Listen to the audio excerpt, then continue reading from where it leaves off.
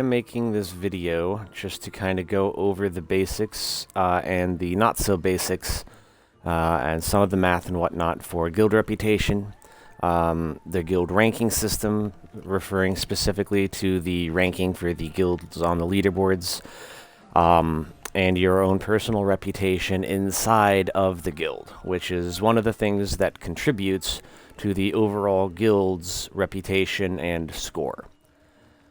So the very first thing that I would like to go over is just the basic information, which is if you want to get guild rep.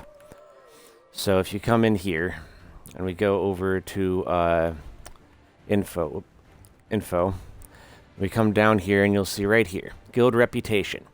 Earn points by contributing to the guild's growth acquired from hunting, guild donations, guild contracts, guild raids, and dynamic events. So the dynamic events are the zone events.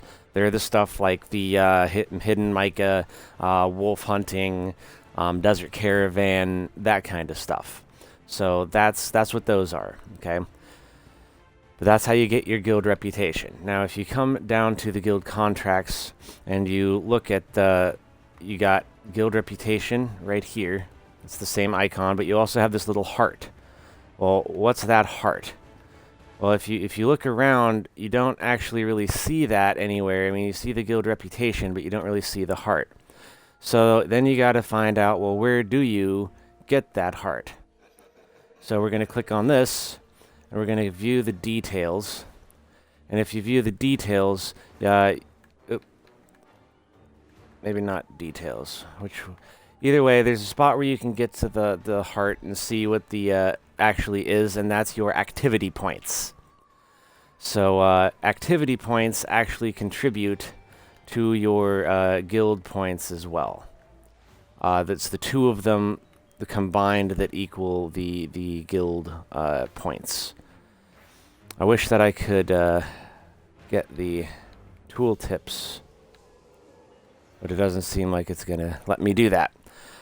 All right, but so those little hearts, the little heart points that you get that I just showed you from the contract.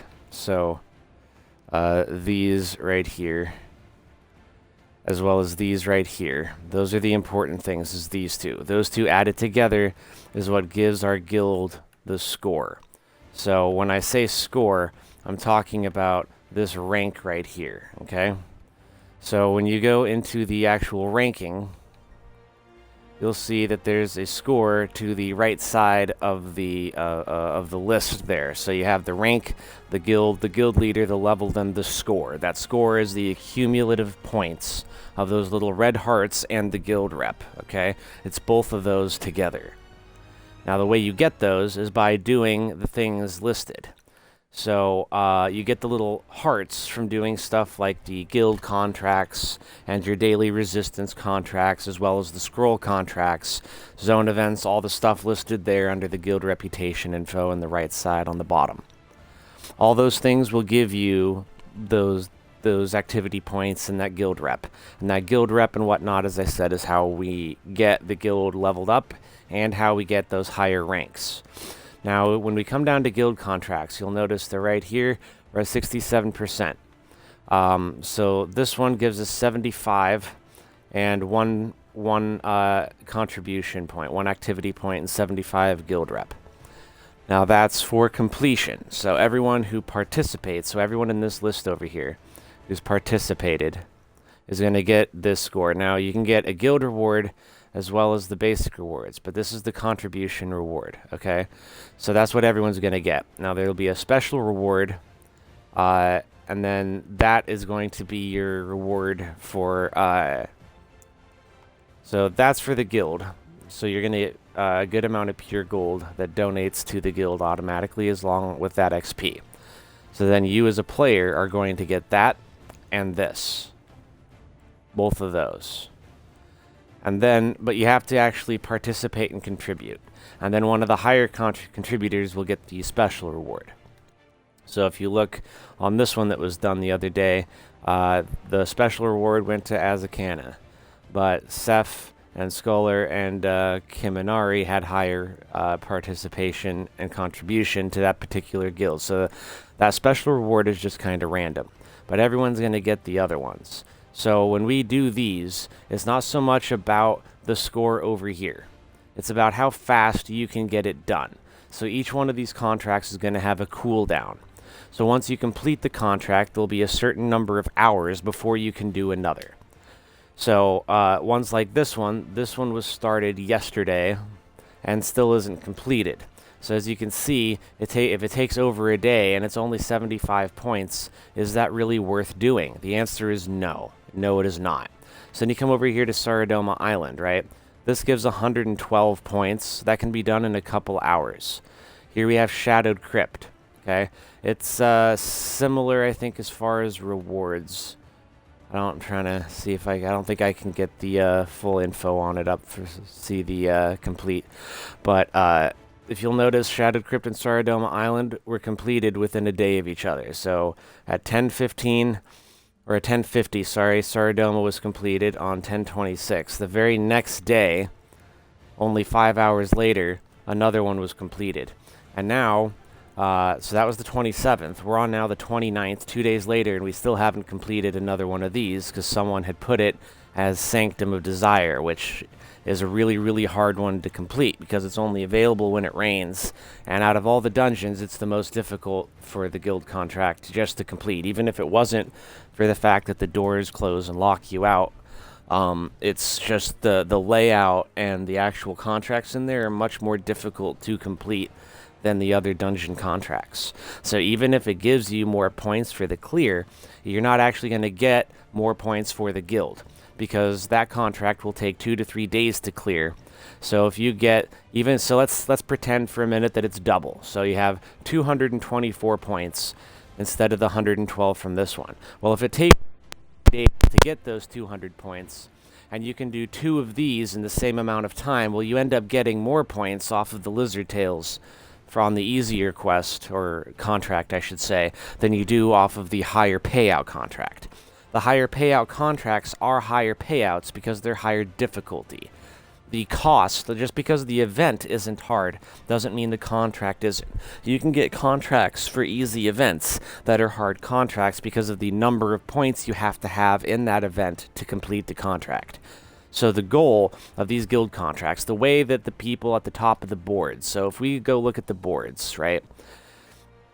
The way the focus right here, Swipe Harder, and all these other focus guilds and swipe guilds and grippers, and the way those guys are getting all of this XP and all this rep is by sending their entire guild to very easy guild contracts. And there was actually a bug or a glitch, an exploit, if you would, here a while back that the devs caught and fixed. But people were hopping servers and starting their own guilds and then doing all the easy contracts and knocking those easy contracts out as quickly as possible and gaining a shitload of reputation. And then they'd all disband those guilds and then form up into one big guild, and all their reputation would follow them, and boom, they're #1 on the leaderboards. So every time we try to do these really long, hard contracts for the higher payout, we're actually hurting ourselves, and we're going to end up getting less points over time. We want to get more points over time. So in the long run, it's going to pay out to do the easier ones and just do those quickly in a couple of hours. It's like if instead of this one, if we did Desert Caravan, we would have that done in one event instead of over the course of a full day. So then we get those points, and then we get that cooldown, and we can do another one sooner, which gives us more points over time. And that's what we need to be doing. We need to be doing all of that. And then if you come down to these, well, you click on those, well, what's the reward? Well, a bunch of shit, okay? You don't get the activity points for a reward out of the zone events like you do for some things, but it does give you some just for participating in them. Though it's not a specific event reward, it is a reward for just participating in content in the game. So either way, you're still going to get that, but participating in these zone events, even if it's not a guild contract, if it's something that you can complete, you can get points in, even if you don't get first, or even if you don't place at all, it's still something that's going to end up helping. Now, if you don't have a strong guild, you don't want to do these guild-type events, because that's guild versus guild PvP. And then these Dominion events, those are free-for-all PvP. And when I say free-for-all, what I mean by that is it's not guild-based or party-based. It's individual-based. But there's 3 teams, and you're randomly assigned to a team, either red, green, or blue. And if you're in a part, like, there's no guarantee you'll be in a group with your guildmates. Most of the time, you'll be fighting your guild members. So the people who you're friends with will probably be on other teams. It's completely random. There's no way to... So the best bet is to avoid Dominion events and guild events unless you're really strong and have a group and can do PvP. Dominion you don't need a group for, but guild you do. The only problem with Dominion is it's very unbalanced. They balance the number of players, not the roles and not the ability of those players. It's not like, you know, most matchmaking stuff where it matches people based on similar ability. No. In the Dominion events, you'll have one team that's full of sweaties and the other 2 teams full of new people or casual players. It's very, very unbalanced. So it's hard. It's very, very hard to get good scores in Dominion or guild events. So it's best to go to the peace ones or the cooperative ones. So the cooperative ones are basically just everyone in the event is working together toward a common goal. You're still ranked individually, but you're not competing against each other. And the peace ones, you are competing against each other. So it's more of an individual instead of the entire event. But those are the ones that you're going to want to go to for the best reputation and guild rank. Is the peace and cooperative ones, because they're the easiest ones to get points in. And as I said, we want to do the stuff that's the easiest to get points and accumulate those points quickly. So those are the kind of things that we're going to want to do. I hope this video helped. If anyone has questions, please drop a comment or message me.